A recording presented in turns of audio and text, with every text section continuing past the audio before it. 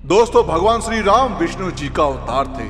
भगवान को नारद जी ने उनके छल से क्रोधित होकर एक श्राप दिया था, जिसके कारण उनको भगवान श्री राम का रूप धारण करना पड़ा था।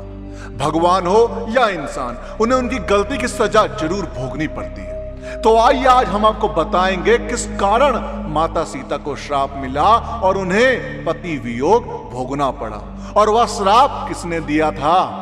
दोस्तों, एक कथा के अनुसार माता सीता अपने बगीचे के अंदर भ्रमण कर रही थी। भ्रमण करते समय उनकी नजर एक पेड़ पर बैठे तोते के जोड़े पर पड़ी। वह सीता जी के भविष्य के बारे में बातें कर रहे थे। यह सुनकर माता को बहुत ही आश्चर्य हुआ। उनके मन में अपने भविष्य के बारे में और अधिक बातें जानने की जिज्ञासा हो गई। माता सीता ने अपने महल के पहरेदारों को बोलकर उस जोड़े को बंदी बना लिया और अपने भविष्य के बारे में अधिक जानकारी लेने लगी।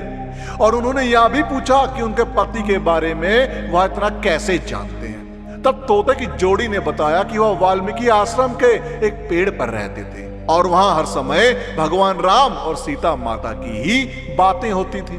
और उस तोते ने यह भी कहा कि भविष्य में भगवान श्री राम आपके स्वयंवर में शिव जी का धनुष तोड़कर आपसे विवाह रचाएंगे।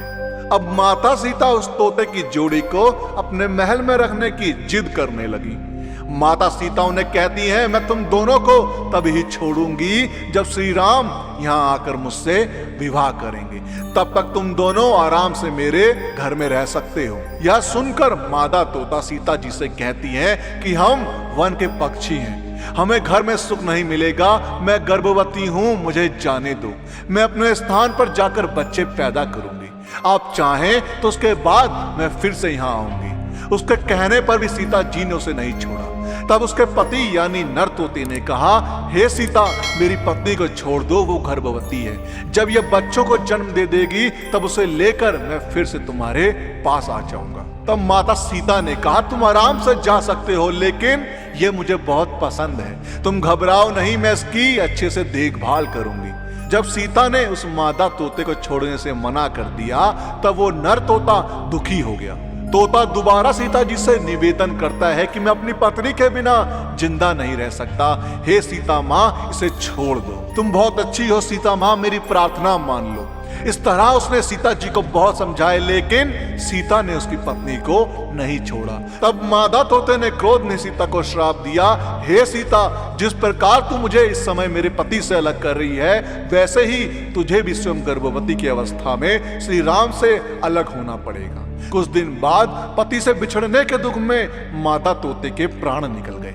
पत्नी की मौत हो जाने पर नर पक्षी दुखी हो गया। फिर वह सीता जी से बोला कि मैं मनुष्यों से भरी श्री राम की नगरी अयोध्या में जन्म लूंगा। मेरे ही कारण तुम्हें पति के वियोग का दुख उठाना पड़ेगा। यह कहकर वो वहां से उड़ जाता है और कहा जाता है वही नर तोता उस धोबी के रूप में जन्म लेता है और माता सीता के चरित्र पर सवाल उठाता है, जिस कारण माता सीता को श्री राम त्याग देते हैं और उन्हें अपनी गर्भावस्था के समय अपने पति से दूर रहना पड़ता है। दोस्तों, आपका रामायण से जुड़ी इस घटना के बारे में क्या कहना है, हमें कमेंट्स के माध्यम से जरूर बताएं। और इस वीडियो का पार्ट 2 चाहिए हो तो कमेंट्स में पार्ट 2 जरूर लिखें। और साथ ही साथ अगर आपको हमारी आज की वीडियो पसंद आई हो तो टारगेट रखते हैं 5000 लाइक।